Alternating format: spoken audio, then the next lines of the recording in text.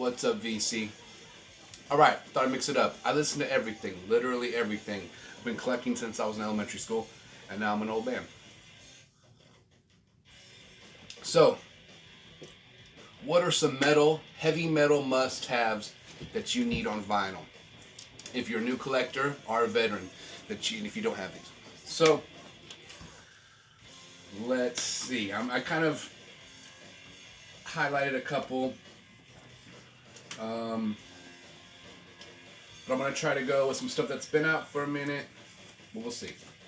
And I'm probably not going to do more than like 5. Okay? Let's start with Slayer. You got to have Slayer. Let's go with Hell Awaits. This is an original pressing. What's pretty crazy about this original pressing, why is it kind of special besides Slayer? It's Combat record label and Metal Blade Records. All on the same thing that you don't usually see. So, this album's awesome. I remember I got this used on a used CD at Music Zone when I was a little kid, and it wasn't quite as heavy as by that time Divine Intervention had already been out. I couldn't get my hands on that one. I just needed some Slayer. Yeah, this one almost sounded like some black metal, the style of recording. I'm not even a big fan really of black metal, but I'm down for like some Venom, but not big time. I don't have any Venom in my collection, so that's maybe just one tour we went on. Our theme song was black metal, and we had our catchphrase, black metal. Anyways, shout out to Brandon, Boats and Hoes. But yes, you need Hell Awaits on vinyl. They have a repressing now that's out. I haven't heard it, but I'm sure it sounds pretty damn good. It's worth getting. If you find an original, definitely got to get. This is right when they stopped wearing their makeup and their spiky bracelets, but definitely killer. You hear a big difference on Dave Lombardo's drum playing from this album to the next one. It's like he sold his soul. He met at the train tracks with somebody, and yeah. So, one Slayer. You gotta have this. I love all Sepultura, but you need Sepultura Arise. This is like the perfect mixture of... They already had Andreas Kisser on guitar by this time. I'm very fortunate when I was at NAMM show. One of the first people I walked in the building a while back, it was Andreas Kisser. Right there, doing a signing for Orange Amps, I think. So I got to talk to him for a while. Super nice guy. Anyways, this is right when they were starting to... the next album I'm pretty sure is Chaos AD. So this is before they started getting all Roots style, and they were still had the fast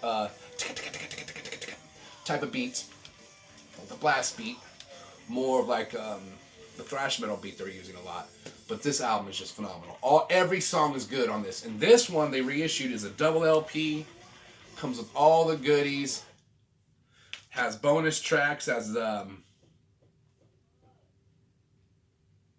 some the writing sessions, studio version writing session. Side 3 has some live stuff.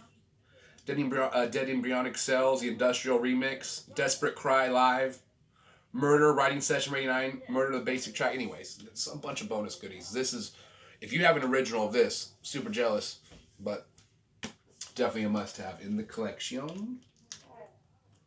I don't know why I said collection. I used to watch King of Queens sometimes. Maybe that's why.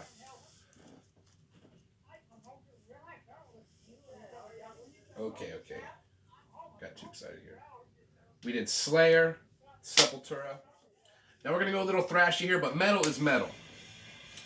There's thrash metal, there's death metal, there's heavy metal, there's black metal. I like it all. I get not the biggest fan of black metal, but there's some stuff I do like. But we're going to go a little thrash. For the third album, we're just going to go 5 today. Violence. Let me pull the cool little special thing out. This is only limited to... This isn't an original, this is a reissue. That under Wax Maniacs Records. I don't know if that was the original label, because I don't have the original pressing. But Violence is a sick-ass band. The Psychosomatic album...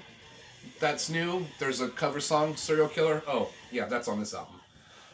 Second track on side A. This band, not too many people talk about.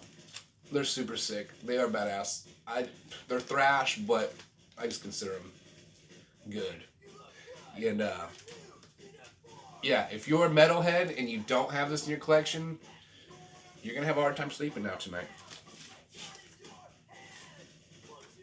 It's very good.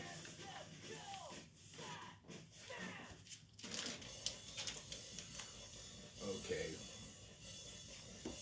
Only two more.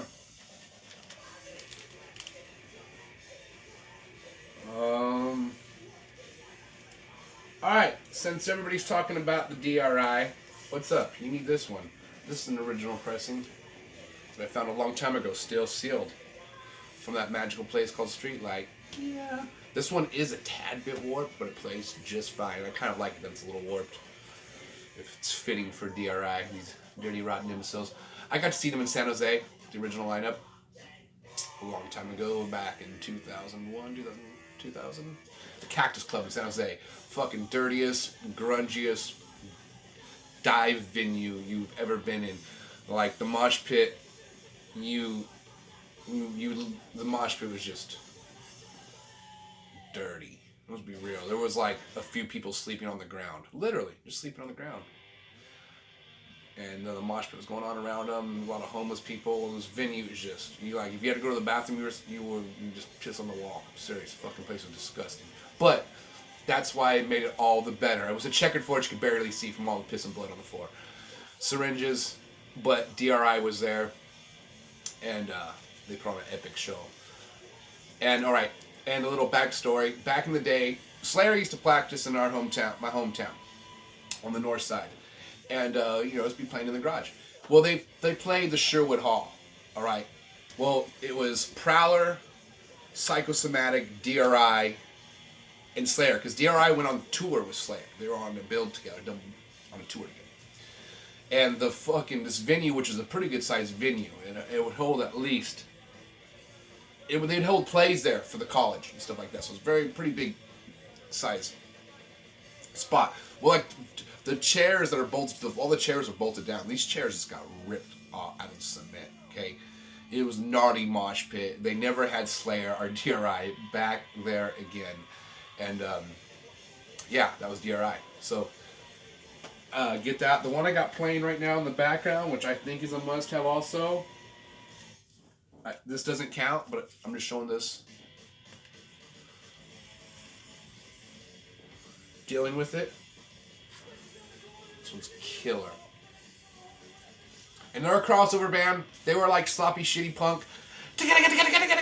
You couldn't hear a fucking single thing they were saying. And if that's the stuff you like, don't worry, I love some of that stuff too. But then they finally got better at their instruments, and they started playing some fucking thrash. And that's what happens. I love this question one time with Corrosion Conformity. This was on MTV a long time ago when I was a little kid. Those late night, they do have the kind of underground bands on MTV, even though Corrosion Conformity wasn't underground. And they asked Corrosion, how come you guys are a crossover band? And they replied, we got better at our instruments. Best reply I've heard. Now, for the grand finale. Oh gosh, there's so many. I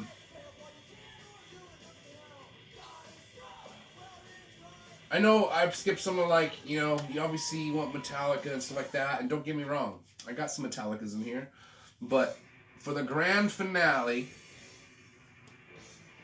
I really didn't even know what I should pick for the last one. But if it's on vinyl,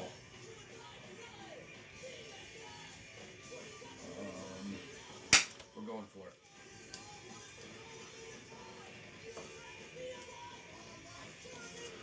Great Southern Trendkill. Pantera. This fucking album's epic. This is when this first came out, me and my friends like, oh, what's going on? Did they like turn it into 9 Inch Nails death metal band? But the more we listened to it, I fell in love with this album. The lyrics are super dark and heavy. The music is awesome. There's some killer acoustic work on this album. The solos are most heartfelt ever. I don't want to say most heartfelt ever, but gosh damn, everybody knows Floods is on this one, yeah. And Floods, there's another one, all the solos on this, but there's another one where it just really gets to you. Anyways, this album's beast. And it came out at a time when there was a bunch of like bands like Limp Bizkit. Nothing against Limp Bizkit. Limp Cricket. I got to see Limp Bizkit live, actually. They opened up for Primus. I was in high school. And the drums were on the side of the stage. It had the DJ in the center. And Fred, whatever his last name, Durst, was dressed like Freddy Krueger. No joke. Nobody gave a shit about the band. The only thing we remembered from that show was the name Limp Bizkit and that the band sucked. But around that time, but if you like Limp Bizkit, nothing against you. Music's awesome. If I'm at a bar and I heard I Did It for the Nookie, I'm like, all right, I remember this song. But when all those type of bands are coming out, Pantera came out with the big fuck you with this album, and it was just super heavy. The album cover, full on Texas vibe. What's up? Shout out to Texas. A fucking rattlesnake right there, Diamondback. And it's cool, man. This one, the reissue, it's a double, it's a gatefold. You need it. It's awesome. Anyways, I would say any of the Panteras are must-have at this point, but that's the one I had to pick out. I got Panteras. So we don't need to go there any further. Alright, screw it. If you got Great Southern Trendkill, we'll go there real quick. Then you need the Great Southern Outtakes. Super rad. They came out with this a while back. Rhino put it out. It's just a single LP. Super good though. Has some live stuff, some of the early mixes. That has an early mix of Flood, so you definitely hear how Terry Date, if he was one who produced this, yes. Mastering and mixing makes a difference, and if you listen to this, the music's there, but it is raw. It is straight demo tape status, and you're like, there's no way, it's neat to hear how they got it, and then got it to level once on that one. So anyways, those are my heavy metal must-haves. What are some in your collection that you think are must-have? Throw up in the comment, like and subscribe, play vinyl, stay positive, and drink coffee late.